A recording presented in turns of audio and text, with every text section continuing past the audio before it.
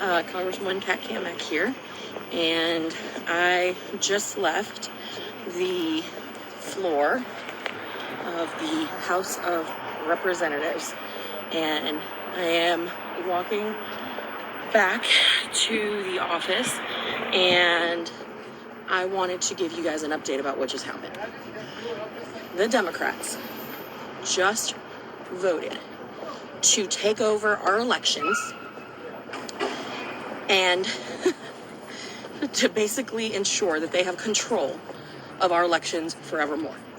So I'm going to give you a quick rundown on what happened, what is in this bill, the so-called voting rights bill, and what comes next, because that's really important, but then what you can do about it. This is really important, so just bear with me. I'm going to run through this.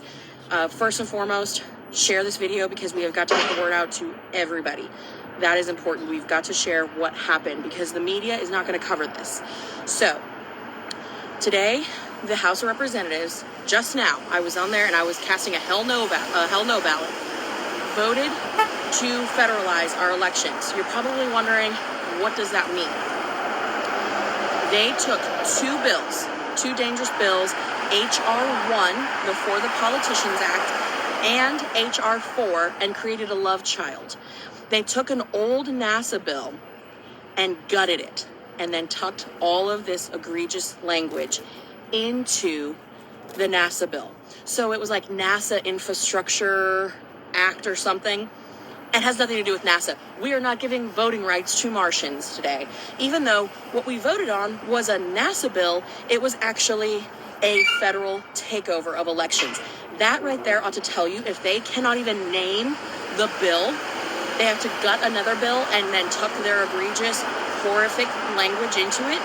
That tells you that they're trying to hide something. Let me tell you what was in this bill. So, I'm sorry, I'm out here on the sidewalk, so it's a little bit loud, but like I said, I wanted to tell you guys what happened immediately, because we knew this was coming, and we knew that it was going to pass the House. So, really, really important that you guys know what's in the bill, and then the next step. So, within this bill, and there's a ton, but the things that you need to know that are the most egregious are that it is 100% a mechanism to strip states' rights to enforce voter ID laws. So that means you would not be required to show a photo ID to register to vote or to actually vote. No more ID. You have to have an ID to get on an airplane. You got to have an ID to drive a car. You have to have an ID to buy alcohol. You got to have an ID to buy cigarettes. But you no longer need a photo ID to vote in an election. Think about that. So that is in this bill, and that is what just passed the House. Also in this bill is ballot harvesting. Third-party groups that are paid for by political entities and political parties now can collect ballots and then turn them in.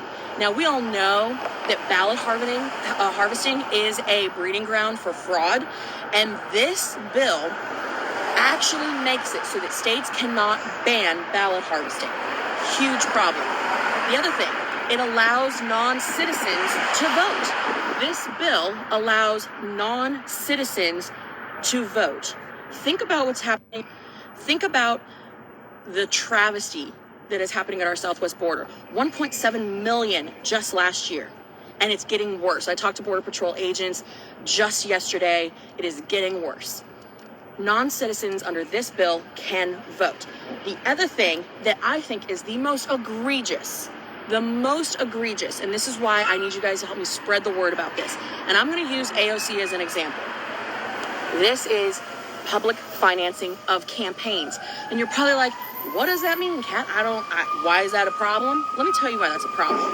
Because the way this bill is written, you now, and you being the taxpayer, me being a taxpayer, we are on the hook for a 6-to-1 match. And I'm sorry, there's a fire engine coming, so hold on 1 second. Don't let this fire engine go by.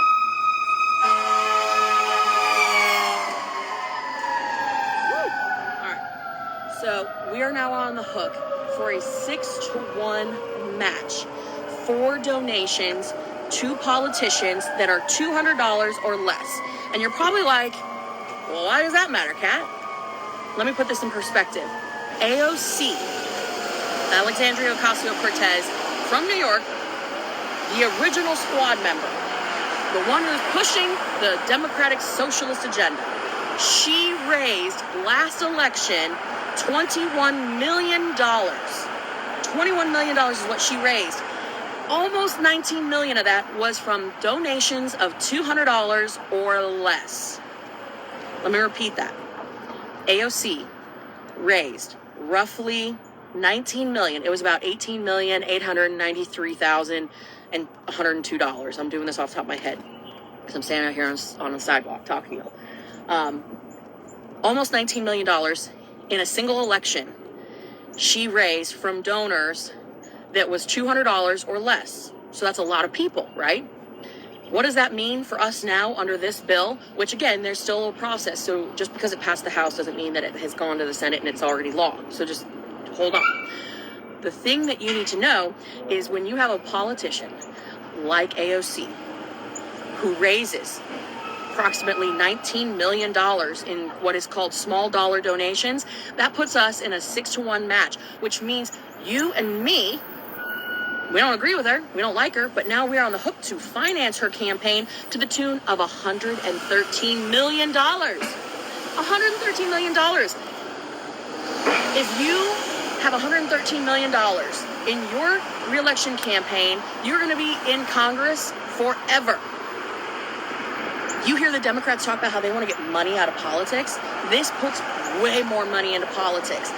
This is why they are the party of do as I say, not do as I do, because their actions are 180 degrees opposite of what they are saying. They are not for the people. They're for themselves. They are for the DC bureaucrats and the politicians, and we know it. This bill is not just about our elections. It is about ensuring that their liberal progressive agenda is about dependency and control. When you think about it, they have this social justice warrior mindset that is all about putting programs in place that aren't hand-ups, right? They're handouts, but these handouts just aren't welfare, right? These are traps. They are designed to trap people into poverty. They are designed to keep people suppressed. And when you look at this whole big thing that's going on, everything from their election takeover bills to the Build Back Broke plan, all of it, this is all about an agenda that is dependency and control.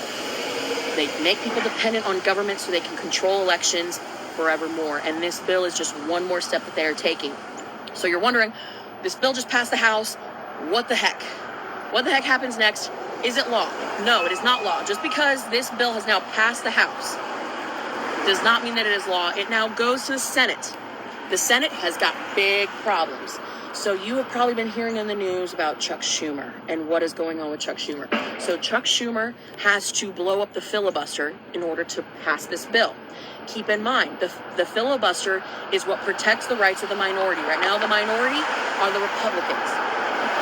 The Democrats, when they were in the minority, used the filibuster just as recently as 2020, 323 times. Now they hate the filibuster. Isn't that funny? It's funny. When the shoe's on the other foot, they kick and scream. Oh my gosh, it's the worst thing in the world, even though they are the most egregious users of it. So, now that it has gone to the Senate, you're like, okay, the bill goes to the Senate, what happens? Chuck Schumer's got problems. In order to pass this, he's got to blow up the filibuster. Does he have the votes? No. He does not have the votes in the Senate. And it is now our job to make sure he never gets the votes. So you're asking me, what can we do? Is it all lost? No. All is not lost. Are we pissed off? Yes. But all is not lost. What this means now is that we have to get on the phones. We need to go to senate.gov, look up your senators. These are your senators in Washington. We're not talking about our state capitals, not your state senators. Do not call your congressmen or women. Call your state senators. It doesn't matter if you're in Montana or Florida or in New York or in Texas. Every state has 2 senators. So that means you have 2 phone calls to make. You get to call your senators and you get to tell them that 1, you want the filibuster to stay in place. 2, you want them to vote no on the so-called Voting Rights Act. It's not a Voting Rights Act, it's a voting free vote. That's what this bill is. So, that is the marching orders here. Call your senators and tell them in their Washington, D.C. offices that you do not want them to support the so-called Voting Rights Act. When you call them, you give them your name, you give them your phone number, you tell them you're a resident of the state, whatever state you're in. You tell them you want a response, because it's very important to tell your representatives that you want a response. If you don't tell them explicitly, I want a response, they're never going to respond to you. So give them a way to communicate back to you, be it a phone number, be it an email, an address for snail mail, doesn't matter. But the important thing is that you go to senate.gov, you look up who your senators are, you call their Washington, D.C. offices, and you tell them absolutely hell no, we do not want this bill. We want our constitutional elections as our founding fathers envisioned them, with the states determining the time and manner and place in which they are conducted. That is what we have to do. So that is what is up right now, guys. That is what is happening in Washington. This literally just happened. You're probably going to see a ton of stuff in the news about inflation and everything that's going on. But the important thing that is happening here is an attempt to take over our elections, which if we do that, we will never win another election. So it's important that we get involved, we get engaged. We cannot lose hope. We can never lose hope. That is very, very important. We have got to stay engaged. So-called voting rights bill, everybody knows what it is. It's a NASA bill. You could say NASA bill and they're going to be like, oh yeah, that's the voting rights bill. Because somehow they can't pass it under the name voting rights, because we all know what they're trying to do. So they got a NASA bill and they use that as the shell. Remember, guys, what this bill does. It publicly finances campaigns. It